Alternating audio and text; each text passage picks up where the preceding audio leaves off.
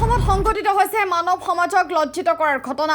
এইবাৰ দুই দুষ্কৃতিকাৰীয়ে প্ৰহাৰ কৰিলে 8 বছৰীয়া এজন যুৱকক। আজি আবেলি 4:30 বজাত ফৰহাদ আলীৰ 8 বছৰীয়া পুত্ৰ মৰ্ছিদুল আলী হাছৰাবাৰী ফুটবল খেলপথাৰৰ দক্ষিণ ফালে খেল চাবলৈ আহিছিল। কিন্তু কোনো মানুহ নথকাৰ সুযোগ লৈ দুজন দুষ্কৃতিকাৰীয়ে ল'ৰাজনক ধৰি প্ৰথমে মাৰপিট কৰি ডিঙিত চেপি ধৰে আৰু ব্লেডেৰে মূৰৰ পিছফালে দুঠাইত কাটি দিয়ে আৰু সোঁফালৰ চুলি ঘূৰাই দিয়ে। কাটি দিয়াৰ ফলত ৰক্তক্ষৰণ হয়। পিছত ল'ৰাজনক ভাবুকি দিয়ে যে যদি মানুহক ক তেন্তে তোৰ ডিঙি কাটি দিম।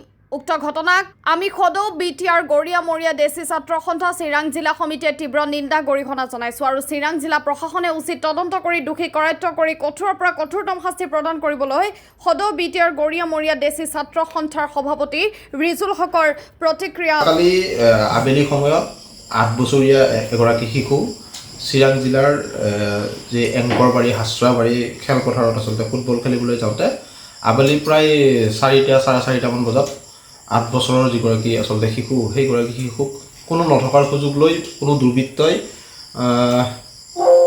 পিছফালে লৈ যায় আচলতে বেয়াকৈ আঘাত কৰে আৰু চুলি পৰ্যন্ত খুলাই দিয়ে আৰু ব্লেডেৰে আঘাত কৰে।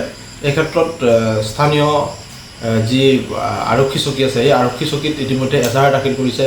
ইতিমধ্যে আৰক্ষীয়ে বিচাৰ খোচাৰ কৰিছে যদিও এতিয়ালৈকে কিন্তু সেই আক্ৰমণকাৰীক আচলতে গ্ৰেপ্তাৰ কৰিব পৰা নাই বা সন্ধান উলিয়াব পৰা নাই। এই ক্ষেত্ৰত সদৌ বিটিআৰ গড়িয়ামৰীয়া দেশী ছাত্ৰ সন্থাৰ কেন্দ্ৰীয় সমিতিৰ তৰফৰ পৰা আমি পুলিচ প্ৰশাসনক দাবী জনাইছোঁ অতি শীঘ্ৰে সেই অঞ্চলৰ শান্তি সম্প্ৰীতি অটুট ৰখাৰ কাৰণে যাতে অতি শীঘ্ৰে দোষী ব্যক্তিসকলক কৰায়ত্ব কৰে। অন্যথা কিন্তু আমাৰ চিৰাং জিলা সমিতি বা কেন্দ্ৰীয় সমিতি আঞ্চলিক সমিতিৰ বিষয়ববীয়াসকলে গণতান্ত্ৰিক আন্দোলন গ্ৰহণ কৰিবলৈ বাধ্য হ'ব। গতিকে চিৰাং জিলা আৰক্ষী অধীক্ষক স্থানীয় আৰক্ষী প্ৰশাসন তেখেতসকলক অতি শীঘ্ৰে এই বিষয়টোত উচ্চ পৰ্যায়ৰ তদন্ত কৰি অতি শীঘ্ৰে গ্ৰেপ্তাৰ কৰিবৰ কাৰণে আমি দাবী জনাইছোঁ।